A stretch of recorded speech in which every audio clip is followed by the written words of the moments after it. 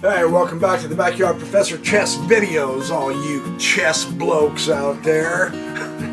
Alright, hey, sorry about the clock in that last video. I didn't realize that wall clock right next to the camera was so loud.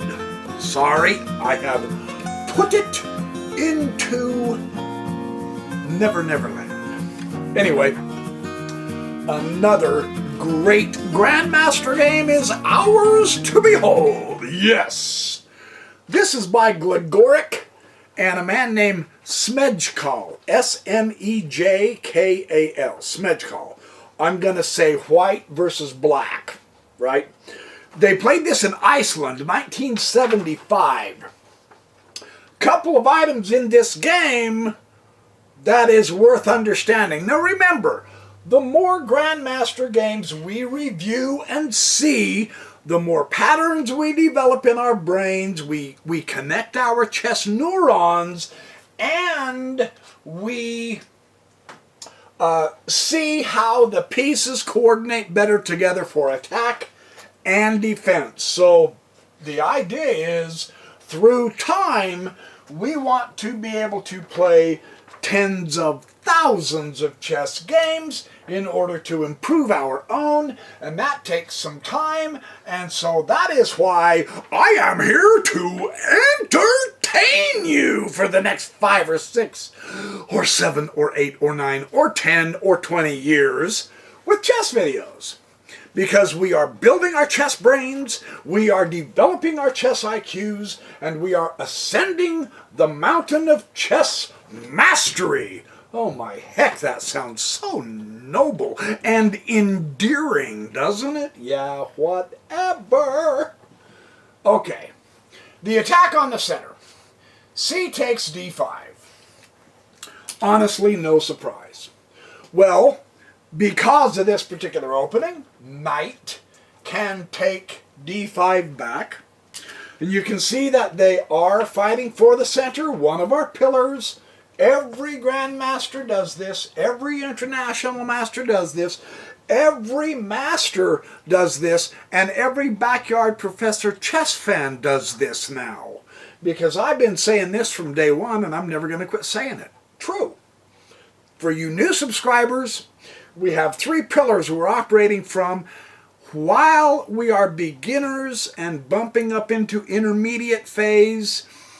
Of course, there's more than 3 pillars. We will expand as time goes by. For right now, we want the rock solid foundation, and that's why I emphasize the 3 pillars more than all else. Jeremy Silman's imbalances is involved in this. There's about 8 to 10 of them. I need to do some videos on Jeremy Silman's imbalances. Don't kid yourself. They are critical also. An imbalance is simply a difference in the position. There is an imbalance the moment you start the game, and there are imbalances throughout the game. And if we can't read the chessboard, then we're playing blind. That's the theory behind all that, right? So, here we are. Here we are. What are we doing, man? E4, and then, of course, the knight will take the C3 knight. Now, this is still attacking the center because, of course, a knight here is hitting those 2 squares. So by taking that knight, they eliminate the influence, the stronger influence. Yes, they're still influenced, but now only by pawns, not by pieces. In fact, there are no pieces developed now. And yet, white appears to have better control of the center, doesn't it? Yeah, right. Very interesting. Well, black's going to fianchetto his bishop. I mean, he opened this way, and now he's got that long, powerful diagonal. Yeah, like a jet rocket, or a better image, the samurai sword. Whoo, whoosh, slashing through. Whoosh, slash the chessboard in half, and then you owe me $29 because that's how much this baby cost me. That bishop is in my debt. Whatever. goofing off too much. I apologize for the inconvenience with which my goof-offs might cause. However, based upon particular chess circumstances beyond my control, I am here to instruct you on the finer art of what makes Grandmaster Game so utterly magnificent to watch, behold, and comment on. So, if you will quit interrupting me, I will quit interrupting myself, and we can get on with this shenanigan, shall we? Now, bishop to c4. Okay, black has this great diagonal. White also has this great diagonal, opposite color bishops. But they're putting them where? Where they have the greatest central influence. That's nice chess, right? Yeah. Well, black, playing really well, attacks the center influence of that pawn. Properly so. Yes, because whoever controls the center has a much greater chance of winning the game. That's how it is. We have proven that with 200 years of chess, and that will never get outdated. Never. Not even in 3D chess that Spock played on Star Trek. You know, I used to have one of those. The stack of 3 sets, and you played 3-dimensionally.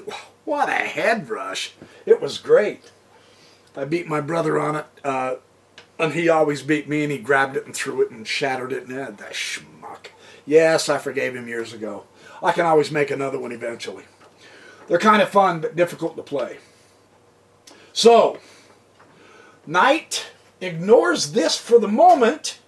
It is important, as both Yusupov and Silman have noted, that pawns in the center, I mean, you can occupy the center with pawns, but they really do need the support of pieces also. Yeah? That's what will give your center the oomph, the extra muscle. And so this is a great, rather than worrying about this at this point, this is a better move. Developing, getting him a chance to castle, which will connect his rooks, which will seek diagonals. Nope. Wrong answer. Open files. Yes, you're welcome for the cheat. Whatever. Okay, so castle. Black is putting 2 and 2 together here. He is slightly behind in development, but that's only a temporary imbalance. You can be behind in development. It's not the end of the game. You don't have to hang your head and lament and beat your chest and howl like a howler monkey. But being behind in development, if white decides to really push fast, he could catch black by surprise. If he doesn't, then black will eventually catch up with him in development. That's how development works, that imbalance. So, yeah, it is important, but it's not a disaster if you ever get behind in development. Just realize that you've got to keep going. And so white castles, properly so. Knight to c6, yes, again, center. Another piece out there, bishop to e3. Again, central control with the pieces. Notice, black hit this pawn, he bumped the c pawn up, hit this pawn. White responded by supporting that pawn. Black brought the knight out, hitting that pawn with his buddy, the pawn. So white brings his bishop up, supporting that pawn with his buddy supporting that pawn, and with his buddy supporting that pawn. And I forgot to mention the black queen is hitting that.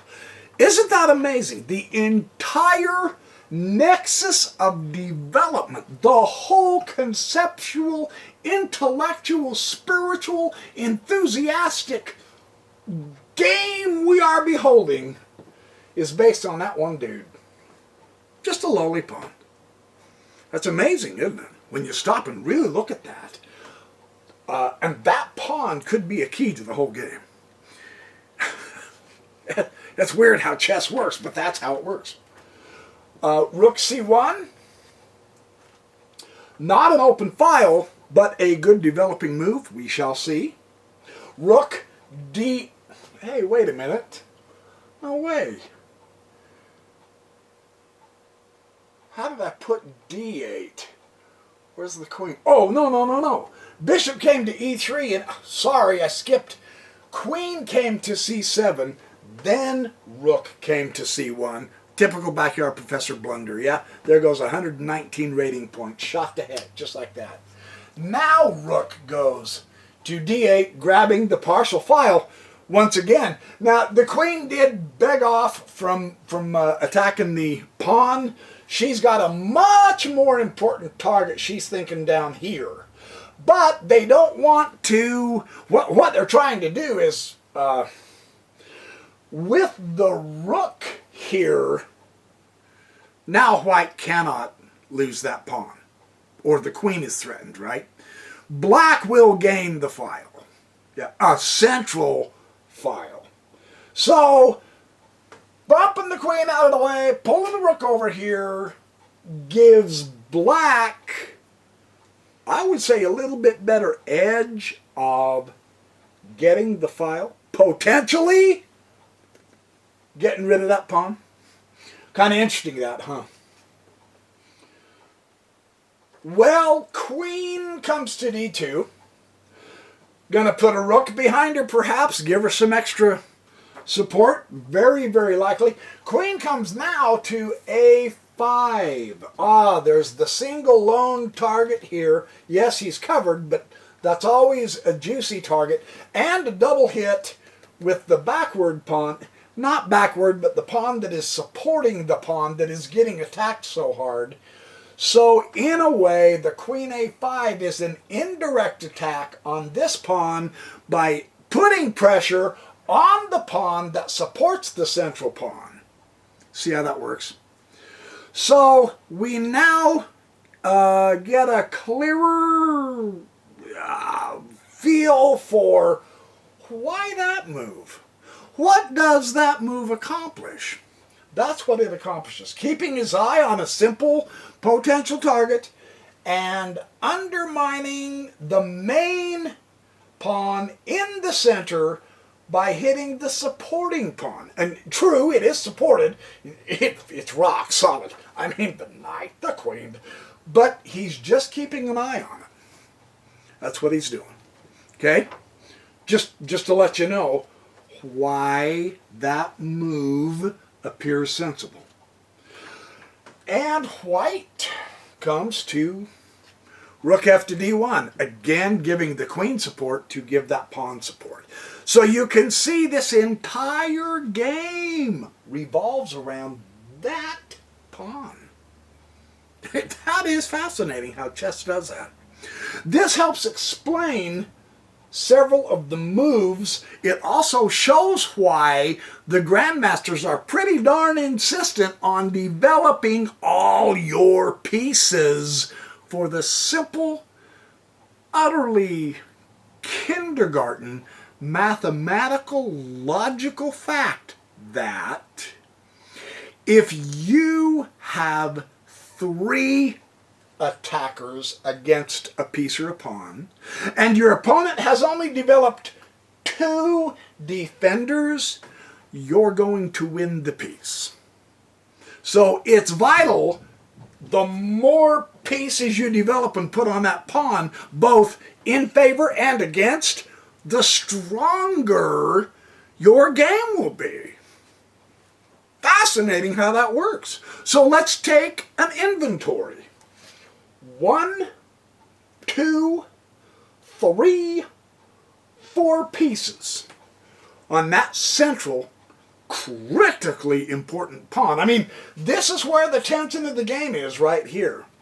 It's like a coiled up spring building and building and building energy. And when that thing goes, holy shish kebab, watch out.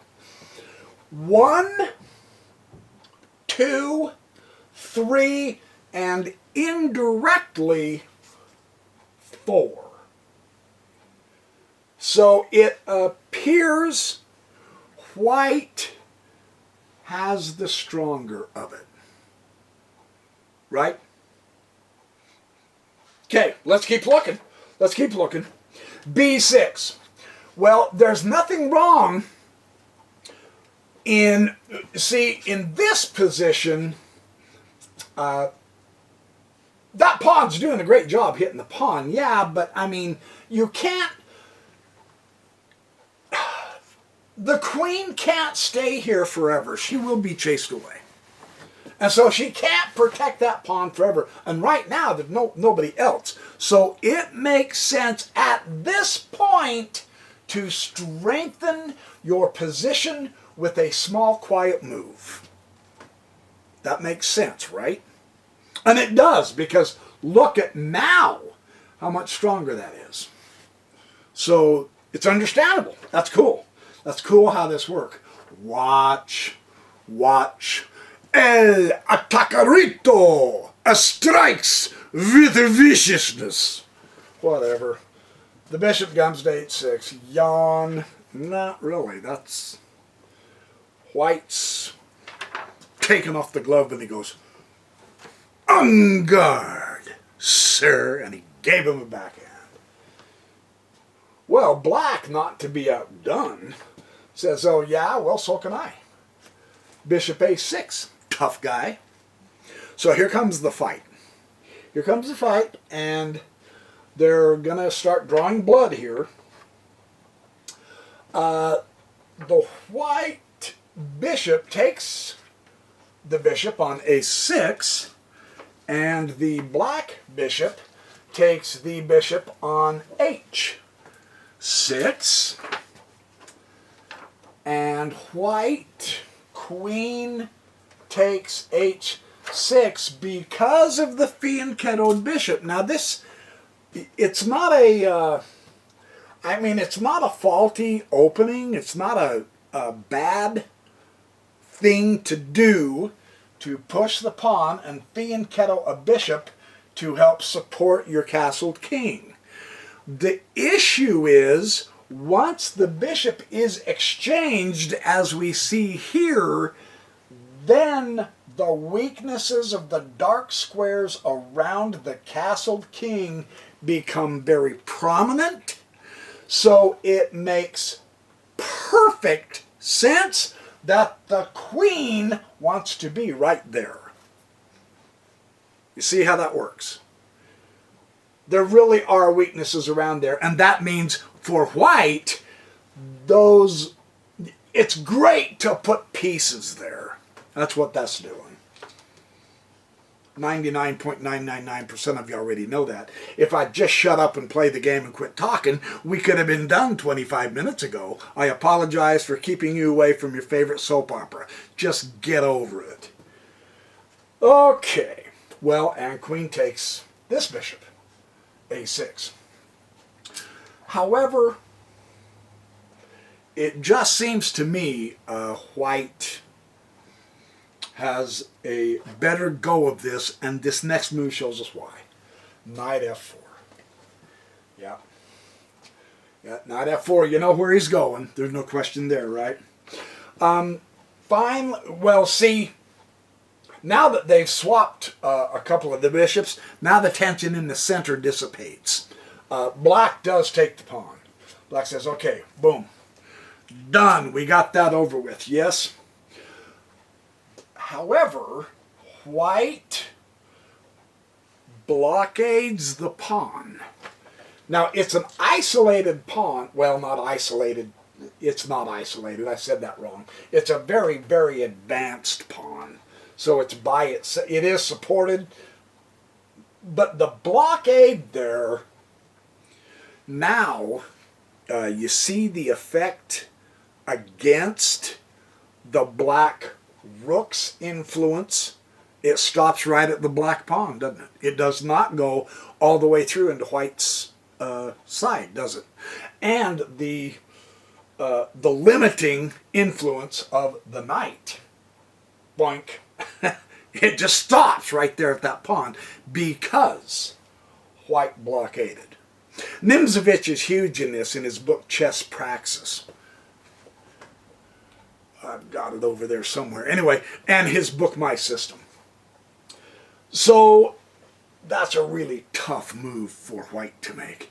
That actually helps solidify white's center, and it puts the kibosh, it puts the brakes on black having any more prominent influence. So, good move, good move. Queen comes to b5, trying to make sure she can come across here in an emergency because things are starting to look like they're going that way. Yeah, that makes sense. Well, there's no question now. Rook does come to h3. Forget the blockade. That's not what the rook was wanting to do. It worked for one move, but here is where white wants to be. So it makes sense again that the queen came here because she's got to go that way. Now everybody has to go that way, guys. Go that way now. However, black's a little late on this. Queen does get to e5. And, of course, I mean, it's obvious. Queen takes a7, check. Yeah. King f8, targets. I haven't been emphasizing that, but they are targets. Knight to e6. Very interesting way to break up the king cover. Knight e6, check. Yeah, that's fascinating because the pawn takes the knight, and now white can, hold on, knight e6, f take e6. Yet now the queen can finish taking that, and now look how wide open the black is, the black king. So quite interesting. That knight sacrifice really gave the game to white, didn't it? That's very interesting how this works. The queen comes to f6 because the king side got so opened up. Black wants to trade the queens. Black is also a piece ahead because white just sacrificed his knight to open up the king side. So that makes sense that he does want to change the queens. There's too much firepower. There's too much open file firepower toward the king. True, not central open files. But those aren't, well, they were closed off. Those weren't useful in this game. But the open files are useful, very much so. Just so you're aware. It works, man. Rook to f3. Ouch. Pinning the queen to the king. Yeah, I think black's about had. I don't think he's going to survive this. No, he got no choice. He's got to take the rook. So he takes the rook, and of course the pawn will be very happy to nab that queen. And d3. Now the pawn is passed. He's properly got the rook behind the pawn that is passed. However, king goes to h1 and black resigns. And the reason why, well, I mean, you push the pawn, so what? You got it blocked, and now what do? You've got a queen on the loose, and she's going to wreak havoc, and you know she's going to push that pawn in. There's no way she's going to let that king open up and bring the rooks out. He's going to push that pawn. So it was here that black resigned. There's your chess video for you. These Grandmaster games, what I love about them, other than everything, is they're so interesting. No kidding. They're so well coordinated. No kidding. They put together such powerful attacks and defenses. No kidding. They are so good that I'm going to keep studying them, and I'm going to keep sharing with you my studies. So you guys be good, have well, do fun, whatever. I do that list every time. I got to come up with something new, you know. I would sing happy birthday to you, but I can't sing where spit, and it's probably not your birthday either. So, with that in mind, I'll just say, hey, I'll see you guys in the next chess video. And remember, yes, it's snowing and it sucks, at least in my neck of the woods. However, keep smiling, stay happy, because the snow is our drinking water. I ran into someone today that said, oh yeah, I hate this snow. I hate snow. Snow sucks. No, snow does not suck. Snow is awesome because it is our drinking water. So, I will see you guys in the next chess video.